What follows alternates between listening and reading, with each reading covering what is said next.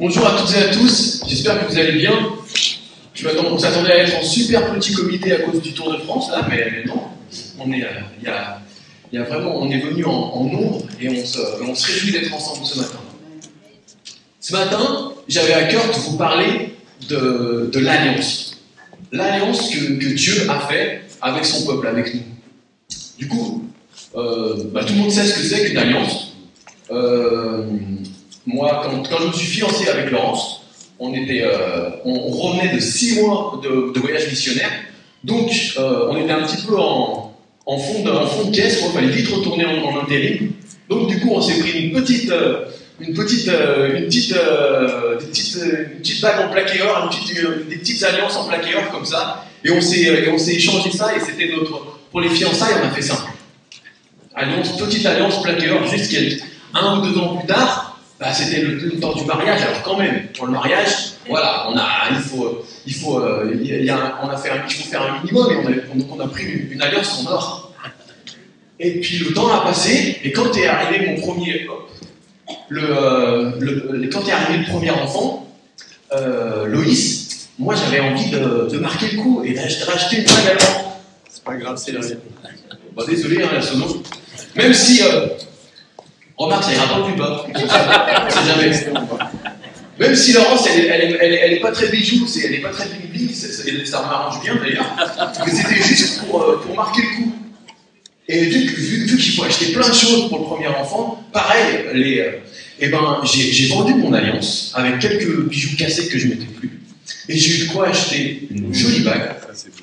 Et une alliance en argent aussi pour moi. Et du coup, on a fait comme ça. Parce que, qu'on soit bien d'accord, l'important, c'est pas la matière de la bague, qu'elle soit en plaqué or, en or massif, ou bien qu'elle soit en argent, mais l'important, c'est l'alliance qu'elle représente. Et ce matin, j'avais vraiment à cœur Dieu, il m'a mis à cœur cet épisode où Dieu fait vraiment alliance avec Abraham. Donc on va aller se promener dans Genèse 15, et on va parler donc du mariage le plus incroyable de tous les temps. Oubliez le prince Charles et Lady Di, oubliez tous les plus grands mariages fastueux auxquels vous avez pu assister. Il y a Dieu lui-même qui a voulu se marier, faire une alliance avec l'humanité tellement il l'aime. Tellement il aime chacune d'entre nous, il nous invite dans une alliance. Vous pouvez chercher dans toutes les sectes, dans toutes les religions du monde, il n'y a pas un Dieu qui s'est offert comme ça, qui s'est donné à la vie, à la mort, jusqu'à donner sa vie pour faire alliance avec un peuple. Et pourtant, notre Dieu, il est comme ça. Il a fait alliance avec Adam et Ève, il a renouvelé son alliance avec Noé, il a renouvelé cette alliance avec Abraham, il a renouvelé cette alliance avec chacune et chacun d'entre vous au travers de la personne de Jésus, la nouvelle alliance. Et ce contrat de mariage-là, il a été signé avec le sang de Jésus comme encre. C'est quelque chose de juste incroyable. Et donc, on va lire le début de Genèse 15, mais pour cela, il faut raconter un petit peu le début de l'histoire d'Abraham. Abraham, on l'appelle souvent le père de la foi. Il était originaire de Our, en Chaldée. Donc, et Dieu, il l'a choisi et il lui a fait des promesses. Et il l'a invité dans une école de disciples toute spéciale, dans l'école de la foi quelque part. Il est allé le chercher dans son ethnie, dans sa famille, et il lui a dit: Abraham, suis-moi, lâche tout et suis-moi. Et on comprend, parce que dans la Chaldée, le pays des Chaldéens, comme on l'appelle parfois, c'est un pays qui est réputé pour l'idolâtrie et pour le péché. Les Chaldéens, c'est de cet endroit que sortira le peuple des Babyloniens. Babylone, dans toute la Bible, c'est cité comme vraiment une référence, comme un exemple, comme une illustration du péché et de l'idolâtrie, par exemple. Et du coup, il y a vraiment cette invitation de Dieu: mais plaque tout, lâche tout, Abraham, et viens, suis-moi. Où, il ne sait pas exactement. Mais il faut qu'il fasse ce pas de foi, il faut qu'il le suive. Mais imaginez, mettez-vous dans la peau, dans les babouches d'Abraham. Ce pas de foi de malade à cette époque où certainement ça devait être la loi de la jungle, et sortir de son clan, sortir de sa famille, c'était certainement se mettre en danger pour aller dans un pays étranger, un pays hostile qu'il ne connaissait même pas. Et pourtant, Dieu lui avait parlé, et Abraham, il va faire le pas de foi. Il va y aller. Ah, faut pas trop que je bouge peut-être. Je suis en mode promenade avec Abraham. Moi. Et du coup, vraiment, imaginez, les gens de son clan, idolâtres, qu'est-ce qu'ils ont dû lui dire quand il a dit, bah voilà, je m'en vais. Dieu m'a parlé et je m'en vais, je lâche tout et je m'en vais. Il n'est pas parti tout seul en plus, en explorateur. Il est parti avec des serviteurs, avec sa femme, avec toute une partie de sa famille, Lot, etc. Tout un petit clan, une petite famille qui se détache du clan pour aller on ne sait où. On a dû lui dire, mais t'es fou Abraham, mais Dieu m'a parlé. Et alors, écoute-en un autre, on en a 800 de Dieu. Non. Abraham, lui, Dieu lui avait parlé et il est parti, et même dans sa famille. Ça a dû faire tâche. Imaginez, on y va, on ne sait pas où, mais on y va. Allez, on prépare les bagages, on charge et on y va. Et il devait se dire, mais attends, mais il nous emmène en rêve parti ou quoi? Tout le monde le suit, mais personne ne sait où on va. C'est quelque chose d'assez hallucinant et pourtant, ça peut être l'exemple du nouveau converti quelque part. Abraham. Personne ne sait où il va, seul Dieu sait où il va. Et il y va, il marche. Abraham, c'est un petit peu l'exemple, l'image de chacune d'entre nous. Un jour, il y a Dieu qui est venu taper à notre porte et qui nous a dit, toi, suis-moi. Lâche tes habitudes, lâche le péché, lâche l'idolâtrie, suis-moi. Le péché, c'est tout ce qui est nos mauvaises pensées, nos mauvaises actions, tout ce qui peut nous séparer de Dieu et des hommes. L'idolâtrie, c'est toutes les choses qui peuvent prendre la place de Dieu dans notre cœur, quelque part. Et c'est ça. Il y a un jour où Dieu est venu et il nous a appelés. Et il a dit, laisse tout ça, moi j'ai un meilleur chemin pour toi. Fais-moi confiance, suis-moi. On va où, Seigneur? On ne sait pas précisément, mais on y va. Parce que quand on connaît Dieu, on sait que ça vaut le coup. Abraham, il part. Il va arriver au pays de Canaan. Et là, en Genèse 13, Dieu, il va réitérer ses promesses. Il va lui dire, Abraham, toi qui ne peux plus, qui ne pouvais pas avoir d'enfant, je vais te donner ce pays. Je vais te donner une descendance et je vais te donner une bénédiction telle qu'elle va être tellement énorme qu'elle va être pour toi, mais elle va aussi bénir toutes les nations. Toujours cette promesse en trois parties. Un pays, une descendance et la bénédiction qui vient de l'Éternel. Et donc c'est superbe. Il est arrivé en Canaan, Dieu a répété ses promesses, et là, il se passe 10 ans. Et rien ne se passe quelque part. Surtout cette descendance, ce fils qu'il attendait et que Dieu lui avait promis, rien ne se passe. Ça fait qu'on arrive en Genèse 15, au verset 1, et là, Dieu il s'adresse à Abraham, mais ça fait 10 ans qu'ils sont passés, et il n'y a toujours pas d'enfant. Et on sent un peu de découragement dans la voix d'Abraham. Donc je commence à lire Genèse 15, versets 1 à 5. Dieu s'adressa à Abraham dans une vision, et il lui dit, ne crains rien, Abraham. Lui dit l'Éternel, je suis ton bouclier protecteur, et ta récompense sera grande, sera très grande même, dans ma traduction, pardon. Abraham répondit, Éternel Dieu, que me donneras-tu? Je n'ai pas d'enfant. C'est Eliezer de Damas qui héritera de tous mes biens. Tu ne m'as pas donné de descendance, poursuit-il. Et c'est un serviteur attaché à mon service qui sera mon héritier. Alors l'Éternel lui parla en ces termes, non, cet homme-là ne sera pas ton héritier. C'est celui qui naîtra de toi, qui héritera de toi. Puis le Seigneur le fit sortir de sa tente et dit, contemple le ciel et compte les étoiles, si tu peux les compter. Et il lui dit, telle sera ta postérité. Ah, c'est sympa. Et des effets spéciaux. Du coup, je peux même regarder le ciel et lire quand même. Trop bien. Et là, dans ce dialogue, on voit très bien que Abraham, il est découragé. Abraham, celui qu'on appelle le père de la foi, ben, on voit qu'il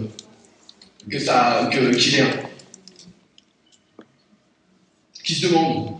Les promesses de Dieu, elles tardent à arriver. Et il dit à Dieu, c'est comme si sa foi dans ses promesses, dans les promesses de Dieu, elle chancelle un petit peu. Il y a 10 ans que tu m'as annoncé une descendance, rien ne s'est passé. Si je continue, je vais devoir adopter mon serviteur, Eliezer, pour avoir un enfant peut-être spirituel, et que toutes ces richesses, toute cette bénédiction dont tu m'as béni, que je puisse en bénir et en faire profiter quelqu'un d'autre. Et là, Dieu va le reprendre et encore lui rappeler ses promesses. Non. C'est pas un serviteur qui sera, on va faire comme si c'était ton fils. Non, tu vas avoir une descendance, tu vas avoir un fils. Parce que au chapitre 13, Dieu lui dit, tu vois, ta descendance, elle va être aussi nombreuse que les poussières de la terre. Et quand on parle poussière de terre, ça fait penser à l'homme, à des choses très humaines. L'homme, il a été tiré de la poussière.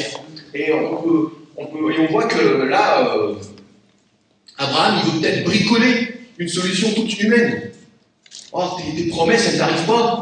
Mais c'est pas grave, mon Dieu, c'est quand même des belles promesses. Alors, je vais peut-être adopter mon serviteur et puis on va faire comme si. Mais Dieu, c'est pas celui qui veut qu'on bricole des solutions humaines alors qu'il y a eu des promesses divines. Et il rappelle plein d'amour à Abraham combien il a promis une descendance, et cette descendance, elle arriverait. Non, tu vas avoir un fils. Et Dieu lui rappelle sa promesse. Il le fait sortir de sa tente. Il va faire un remix de ses promesses, si vous voulez. Il va lui rappeler ses promesses, mais d'une façon encore plus importante, encore plus belle. Il va lui dire, hey, Abraham, sors de ta tente. Sors de chez toi. Sors de tes habitudes, sors de ta façon de penser, sors de tes gamberges humaines. On a tellement tendance à être dans nos pensées plus que dans celles de Dieu parfois. Et là, Abraham, il est en train de bricoler des solutions humaines, on dirait. Et là, Dieu l'invite à sortir et lui dit, oublie la poussière, regarde les étoiles du ciel. Compte-les si tu peux. Et telle sera ta postérité. T'inquiète, la promesse que j'ai faite, elle va s'accomplir.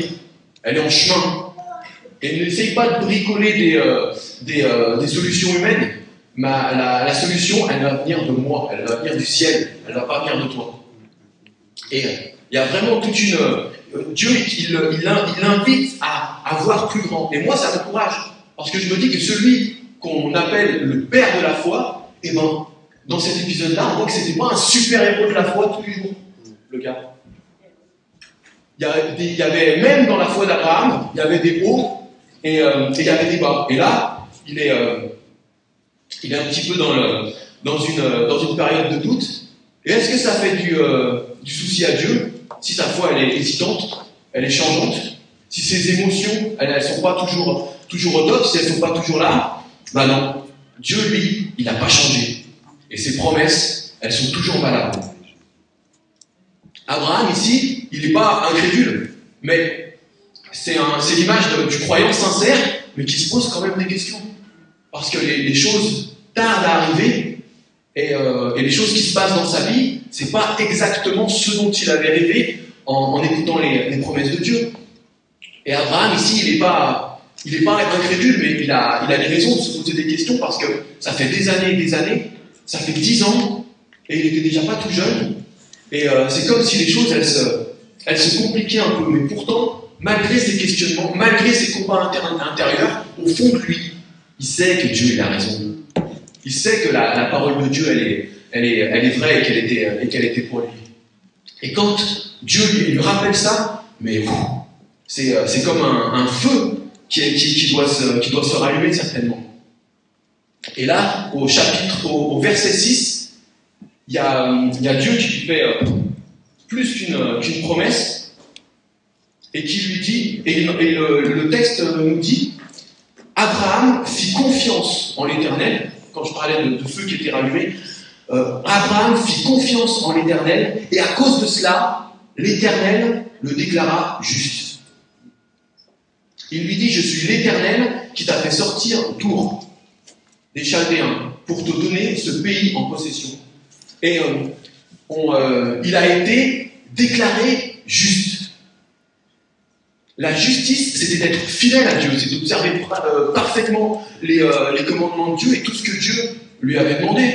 Et pourtant, on voit dans l'histoire d'Abraham qu'il n'a pas été parfait.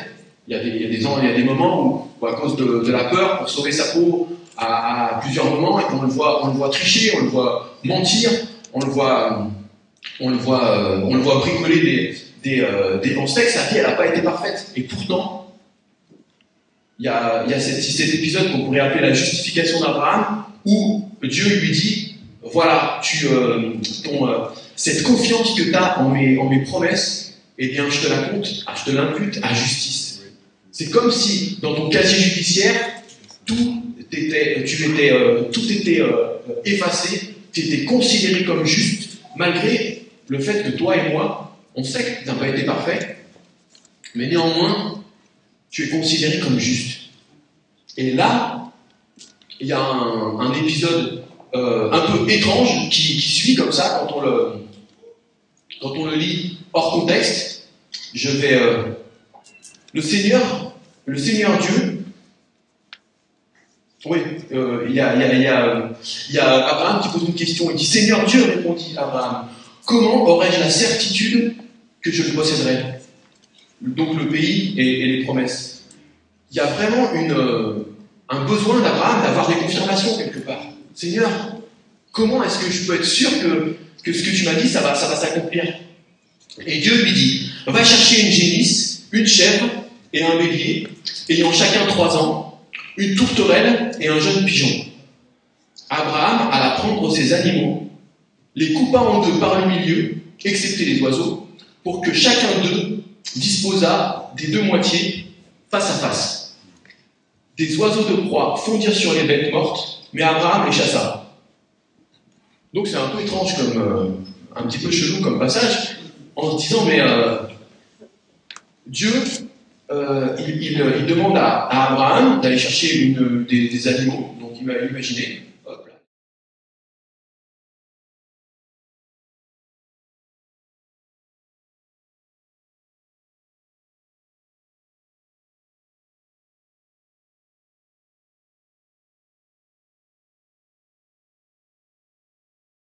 Parce que à l'époque, c'était leur façon de faire de signer certains accords, en fait.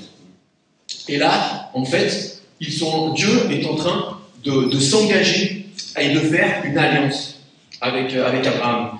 Il y a une signification à ce rite, quelque part. Et à l'époque, quand il y avait deux parties qui voulaient s'engager à respecter un accord, eh ben, ils pouvaient faire ce genre de cérémonie. On se disait, voilà, les privilèges et les devoirs de chacune des parties, et on faisait ce genre d'alliance. Par exemple, s'il y avait 2 seigneurs de guerre qui voulaient s'allier pour aller faire la guerre à un voisin, eh bien, ils se mettaient d'accord, voilà, tu vas venir, tu vas te battre avec moi, on va être côte à côte, on va donner tout ce qu'on a, et on partagera le butin, toi tu auras telle partie du territoire, moi j'aurai telle autre. Ok. Et devant témoin, on coupait des animaux par le milieu, et les 2 parties, les deux personnes, ou les deux clans, ils passaient au milieu de ces 2 animaux. Et c'était une façon de dire, si je m'engage, et si je ne respecte pas ma part du contrat, alors moi que je finisse comme ces animaux, en 2. C'est une façon de dire, je m'engage à respecter ce contrat à la vie, à la mort. Et donc ça, c'est quand il y avait les 2 parties qui étaient à peu près de force égale, mais il arrivait aussi que ce soit qu'il y ait une des 2 parties qui soit vraiment de force et de conditions supérieures. Par exemple, quand il y avait une petite tribu qui venait voir un seigneur de guerre pour dire on a besoin de votre protection contre nos ennemis, et en échange, on vous donnera des... On faisait un contrat, ok. Vous avez notre protection militaire, mais en échange, vous nous donnerez tant de parties de vos récoltes, tant de parties de vos troupeaux, etc., tant d'impôts. Et quand ce genre de contrat était signé, pareil, on coupait des animaux en deux, mais il n'y avait que la petite tribu qui passait au milieu. Pour dire, voilà, nous on s'engage, si on ne respecte pas notre parole, on mourra. Mais le seigneur de guerre, il n'avait pas forcément, vu qu'il était de conditions supérieures, il n'avait pas forcément à passer entre les carcasses d'animaux morts. Donc, quand on sait ça, tout de suite, le passage est bien plus clair. Ok. Donc là, qu'est-ce que Abraham demande, Seigneur, comment aurais-je la certitude que ta promesse elle va s'accomplir quelque part? Eh bien, de nos jours, on dirait, viens, on va chez le notaire et on fait un contrat écrit et je le signerai.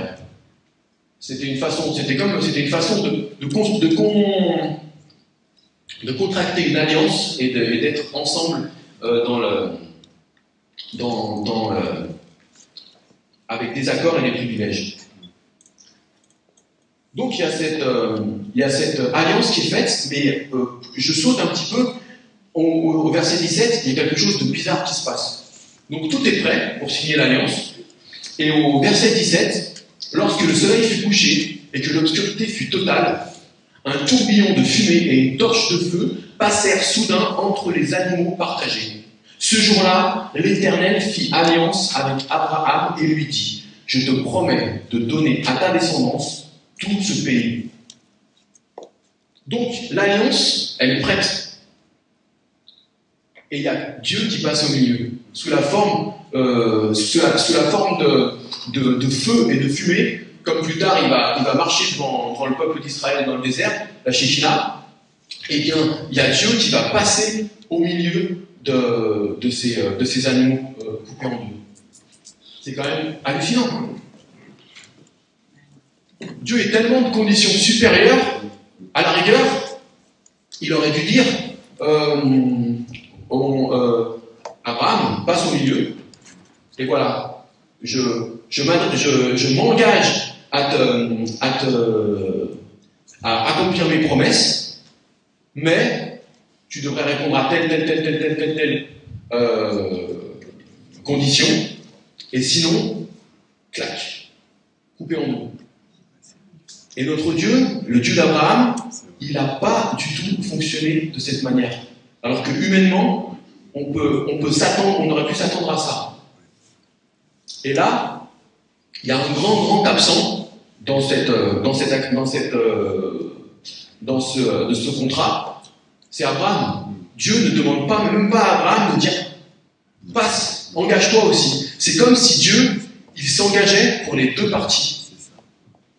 Il s'engage à dire oui, je respecterai tes promesses, je vais réaliser mes promesses sur ta vie, mais en plus, c'est moi qui passe au milieu, c'est moi qui m'engage à la vie, à la mort, pour que ce contrat il soit valable éternellement.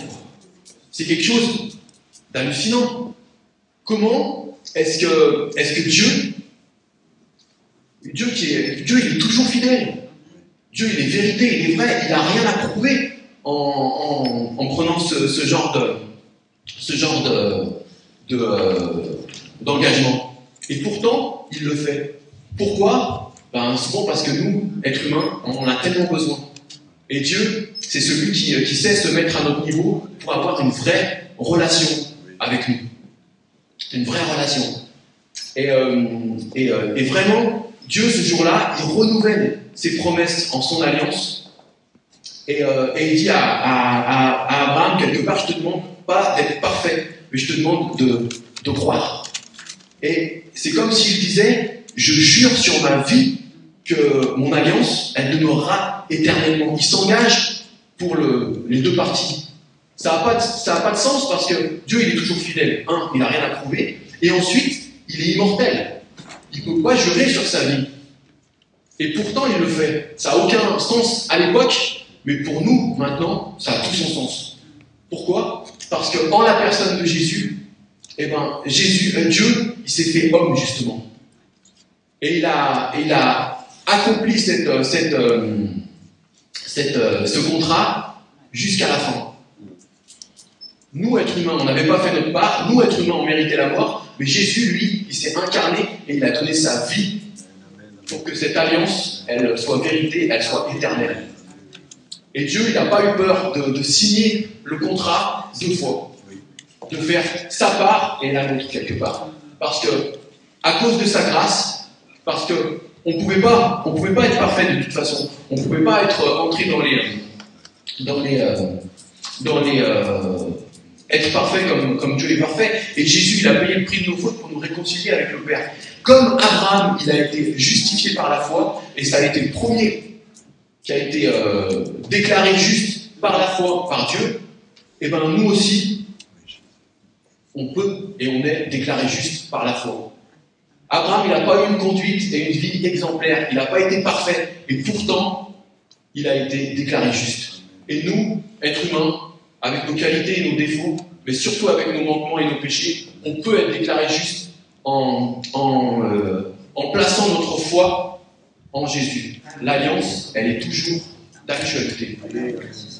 Et ça ne dépend pas de notre foi. On voit que ce n'était pas un Superman de la foi. On aimerait avoir toujours une foi d'une qualité extraordinaire, inébranlable.